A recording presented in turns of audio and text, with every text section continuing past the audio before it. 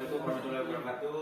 Sini kami dari kelompok 2 yang bermenggunakan saya Haji Sasmita. Saya bisa mulia dan saya Muhammad Fakus Bakri Dari kelas TM2B.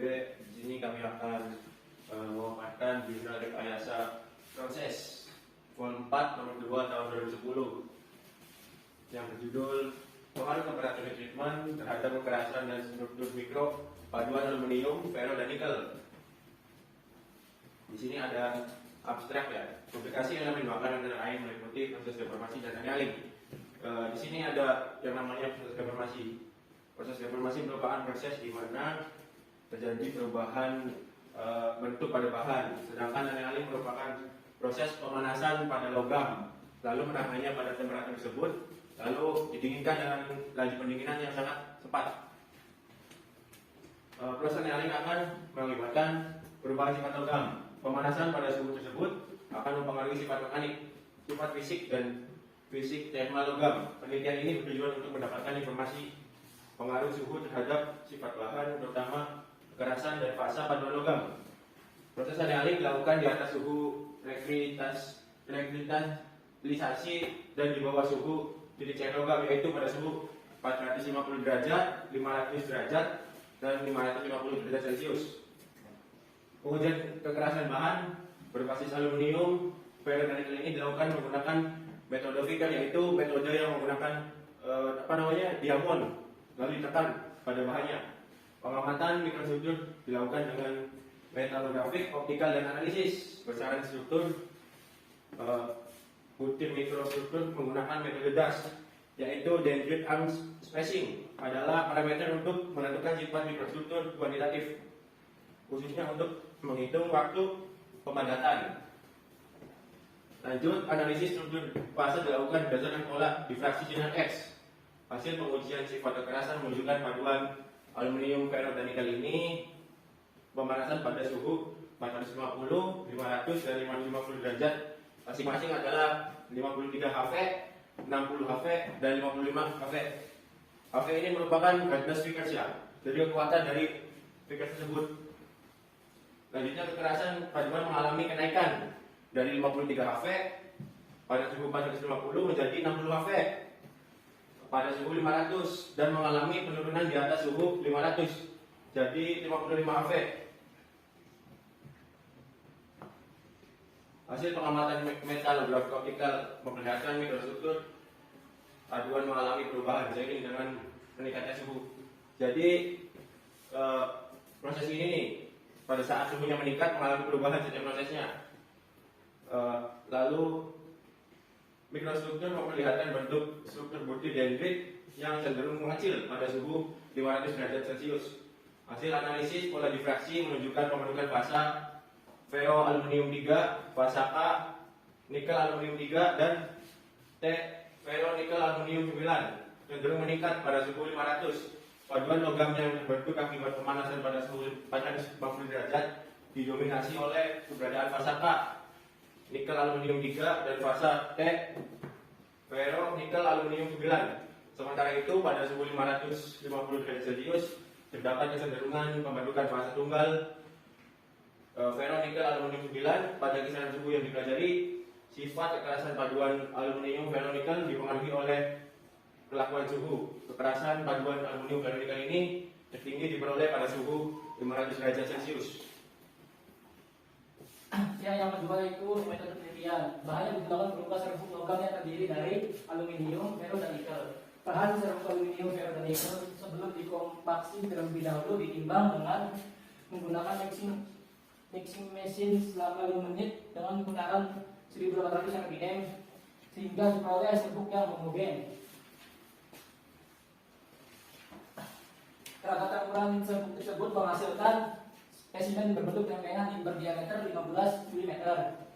Pelaburan dilakukan secara berulang untuk menghasilkan paduan yang homogen. Proses sintesis tersebut menghasilkan paduan aluminium, ferro, nikel dalam bentuk ingot. Spesimen ingot alveni digunakan perlakuan panas pada variasi suhu 450 derajat Celcius, 500 derajat Celcius dan 550 derajat Celcius dengan waktu pemanasan selama 1,5 jam. Pemeriksaan dilakukan dengan memasukkan spesimen ke dalam larutan hexakeller yang terdiri dari 2 mili HV, 3 mili HCl, dan 5 mili HNO, dan 90 mili H2O. Pengujian kekerasan spesimen alfeni dilakukan pada 3 titik dengan menggunakan metode Vickers. Pengukuran besaran butir dilakukan dengan metode gas. Selanjutnya ada hasil pembahasan. Di sini kita ada gambar. Gambar satu ada A, B, dan C. Untuk penjelasannya, berikut infrastruktur pada aluminium yaitu aluminium, besi, dan nikel dengan kadar 2%, yaitu besi 1% nikel yang mengalami pelarutan pada suhu 450 derajat, kemudian 500 derajat, dan juga 500 derajat. 550 derajat dapat dilihat pada gambar satu. Ini gambar satu menunjukkan struktur butir pada aluminium yang mengalami pemanasan pada suhu 450 derajat. Jadi pada gambar satu itu mengalami pemanasan suhu sebesar 450 derajat yang cenderung berbentuk dendrit. Pada suhu ini fasa mulai terbentuk. Keberadaan fase ini juga ditunjukkan dari pola difraksi sinar X. Kemudian mikrostruktur pada aluminium pada suhu 500 derajat ditunjukkan pada nomor pada gambar 3B.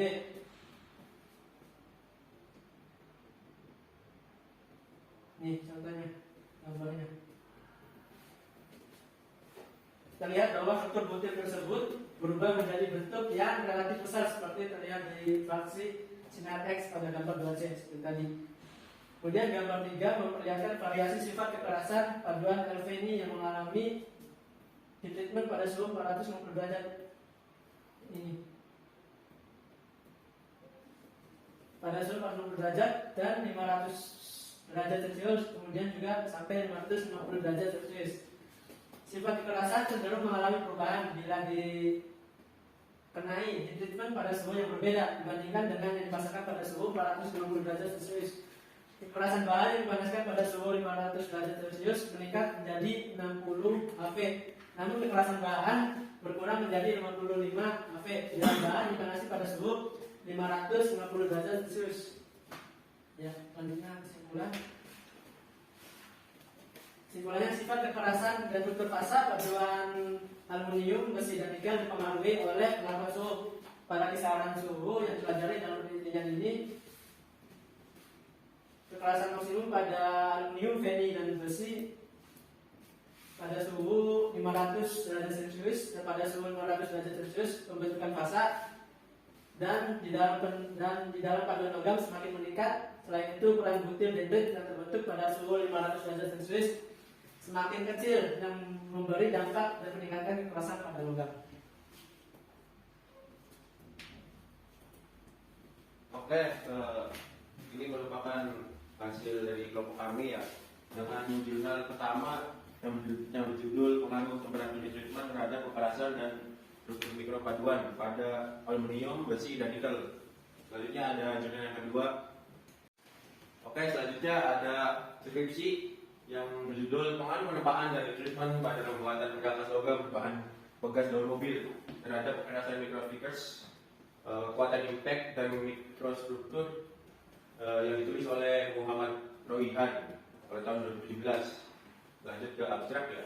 Tujuan penelitian ini adalah untuk mengetahui dan menganalisis pengaruh penempaan heat treatment pada pembuatan perkakas logam bahan bekas daun mobil terhadap kekerasan mikrofikers, kekuatan impact dan mikrostruktur dengan variasi perlakuan penempaan hardening dan penempaan hardening dan tempering. Di sini ada kata penempaan hardening ya, merupakan proses penempaan perlakuan panas yang menghasilkan benda kerja menjadi keras, lalu dipanaskan, lalu penanganannya pada temperatur tersebut, kemudian didinginkan dengan laju pendinginan yang sangat cepat.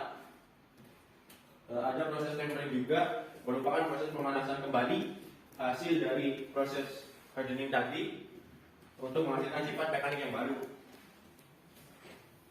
Oke, lanjut. Bahan penelitian adalah bekas daun mobil. Bekas daun mobil itu yang di bawah rem mobil itu, yang ada besi yang tumpuk-tumpuk, itu merupakan bekas daun mobil. Kadar karbonnya 0,72% berbentuk balok dengan ukuran 55 mm dan kali 10 mm dikali 10 mm. Proses penempaan dilakukan untuk memipihkan spesimen dilanjutkan hardening pada temperatur 800 derajat Celcius dengan holding time 15 menit. Holding time ini merupakan proses penahanan panas, jadi panasnya ditahan dulu selama 15 menit dan didinginkan secara cepat atau quenching pada air suhu. Kemudian diberi perlakuan tempering pada temperatur 550 derajat Celcius dengan holding time 60 menit. Pengujian yang dilakukan yaitu uji kekerasan microfigures, uji kekuatan impact, KFP, dan mikrostruktur yang dilakukan pada setiap bahan jenis pelakuan. Lanjut, hasil penelitian yang diperoleh adalah raw material rata-rata kekerasan VHN 534, kekuatan impact 0,42 joule per milimeter kuadrat, dan mikrometer-mikronya didominasi oleh struktur ferit, sedangkan permanensit dan perlit memiliki jumlah yang sedikit. Perlakuan penempaan rata-rata nilai kekerasan VHN 592, kekuatan impact 0,09 joule. Struktur mikronya didominasi ferit dan permanensit, dan perlit mempunyai jumlah yang lebih banyak dibanding dengan raw material. Penempaan hardening rata-rata nilai kekerasan VHN-nya 814, kekuatan impact-nya yaitu 0,09 joule. Struktur mikronya memiliki magnesit yang memiliki bentuk yang lebih besar cenderung lebih banyak. Penempaan hardening rata-rata nilai kekerasannya 544. Kekuatan impact-nya 0,27 joule. Struktur mikronya memiliki bentuk ferit, perlit, magnesit yang lebih halus. Jumlah magnetitnya lebih sedikit dibanding dengan penempaan hardening. Di sini ada kriteria ya. Yang pertama itu ada baja paduan. Baja paduan ini merupakan pencampuran baja dengan unsur lain. Maksud di sini penambahan unsur paduan ke dalam baja adalah untuk mendapatkan sifat-sifat mekanis seperti kekuatan, keuletan, dan ketangguhan, tahan aus, dan lain-lain pada produk seperti yang diinginkan. Di sini juga terdapat unsur-unsur. Yang pertama itu unsur-unsur yang memperluas bidang austenit pada diagram Fe min Celsius. Unsur-unsur ini dinamakan unsur penstabil austenit. Kemudian juga di sini ada unsur-unsur yang mempersempit daerah austenit. Kemudian unsur-unsur paduan ini untuk baja ini dibagi dalam dua golongan. Yang pertama itu unsur yang membuat baja menjadi kuat dan bulat. Yang kedua unsur yang bereaksi dengan karbon dalam baja dan membentuk karbit yang lebih keras dan semented.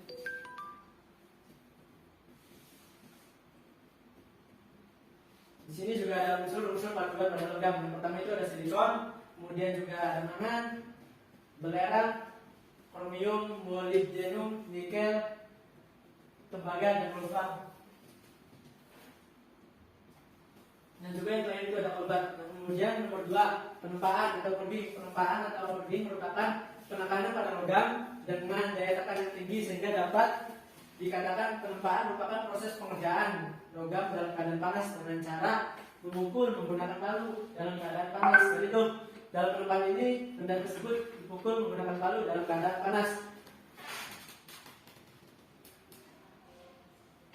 Untuk temperatur dan warna pada benda kerjanya yang ideal adalah pada temperatur suhu 800 sampai 930 derajat Celcius atau berwarna kekuning-kuningan. Baja tidak boleh ditempa pada suhu di bawah 400 derajat Celcius karena akan menimbulkan sifat rapuh pada baja.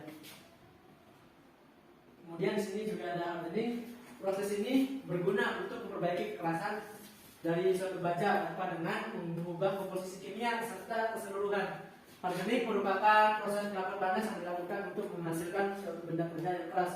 Proses ini dilakukan pada temperatur alternate yang digunakan untuk melarutkan semenit dalam austenit yang kemudian dilakukan pendinginan yang cepat. Proses hardening dilakukan di atas suhu kritis, kemudian diberi pendingin cepat atau quenching. Nah, di sini ada diagram Fe-nya. Kemudian hardening adalah pelakuan panas terhadap logam dengan sasaran meningkat kekerasan alami logam.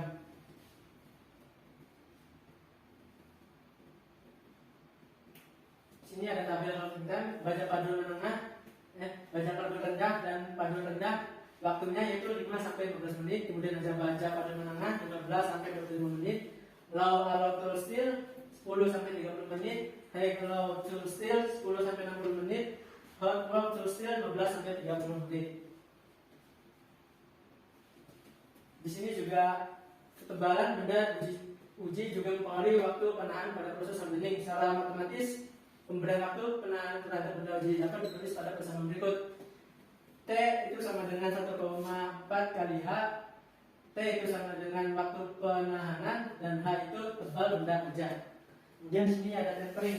Tempering adalah pemanasan kembali sampai temperatur kritis bawah. Hal tersebut dimaksudkan agar dapat mengurangi tegangan dalam uletan.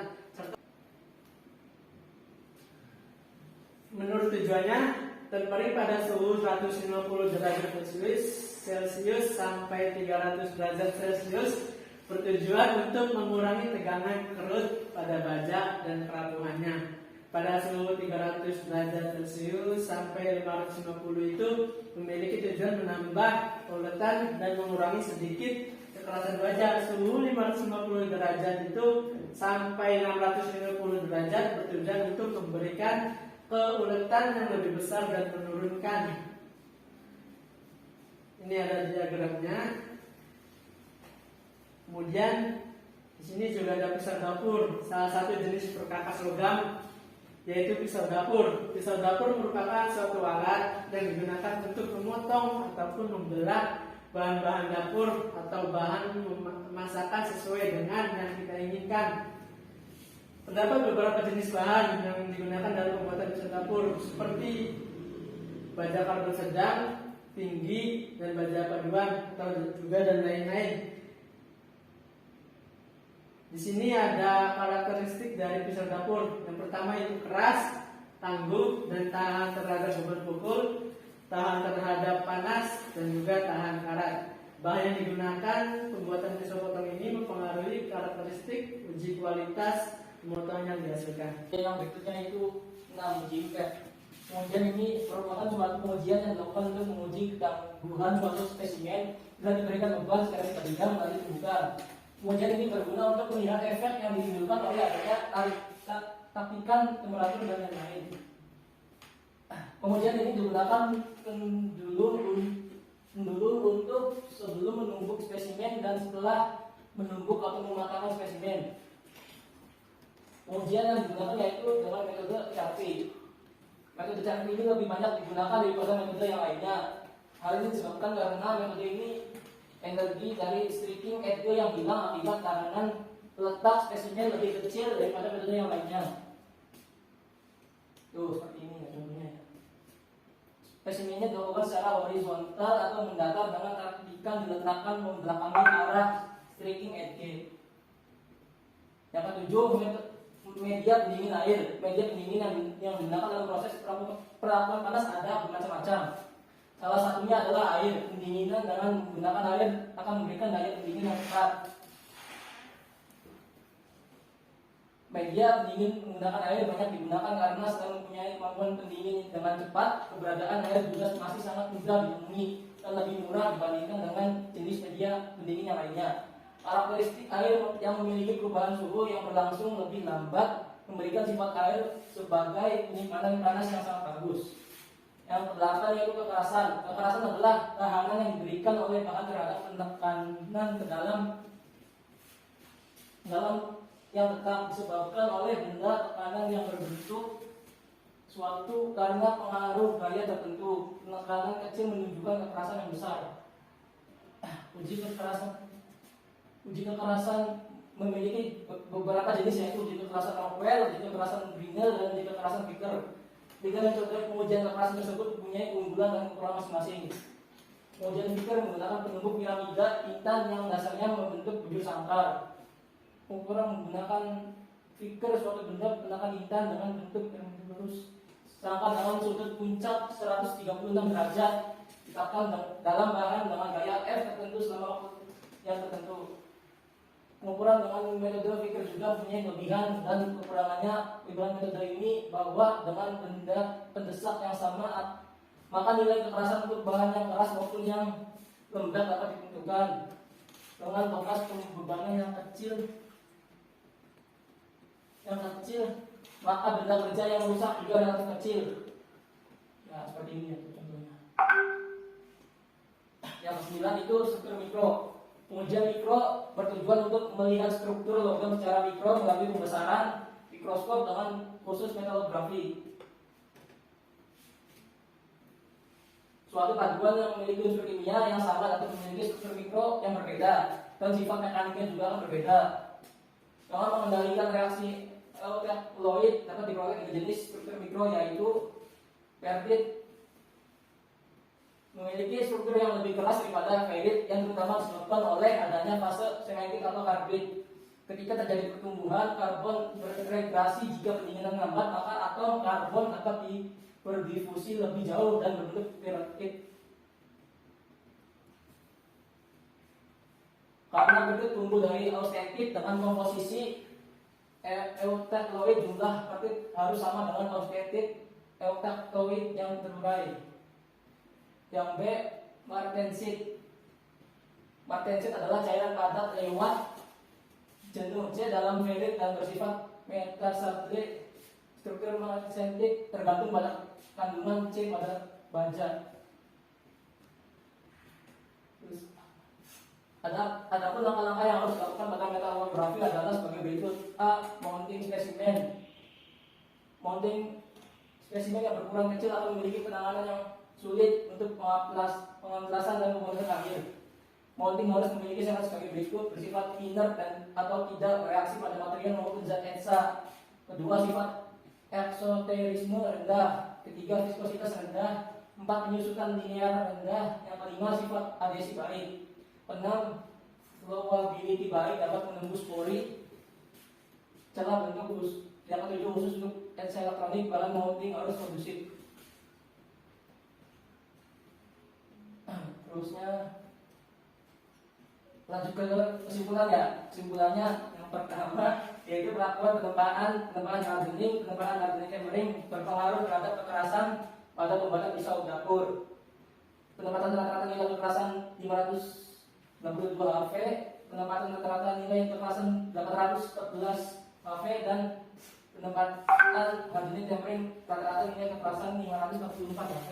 Yang kedua, perlakuan penempaan hardening tempering berpengaruh terhadap kekuatan impact pada pembuatan pisau dapur.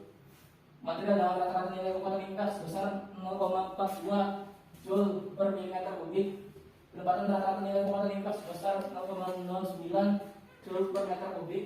Penempatan hardening rata-rata nilai kekuatan impact sebesar 0,09 Joule per meter kubik. Dan penempaan hardening tempering rata-rata nilai kekuatan impact sebesar 0,27 Joule per meter kubik. Perlakuan penempaan hardening berpengaruh terhadap struktur mikro pada pembuatan pisau dapur. Ya. Yang didominasi oleh ferrit, sedangkan untuk ferrit dan martensit memiliki jumlah yang tidak terlalu banyak. Perlakuan penempaan didominasi oleh ferrit, akan tetapi struktur ferrit dan martensit memiliki jumlah yang lebih banyak dibandingkan raw material penempaan hardening yang dimiliki. Ya. Sudah ya. Oke, demikian yang dapat kami sampaikan. Kurang dan kurangnya mohon maaf. Wassalamualaikum warahmatullahi wabarakatuh.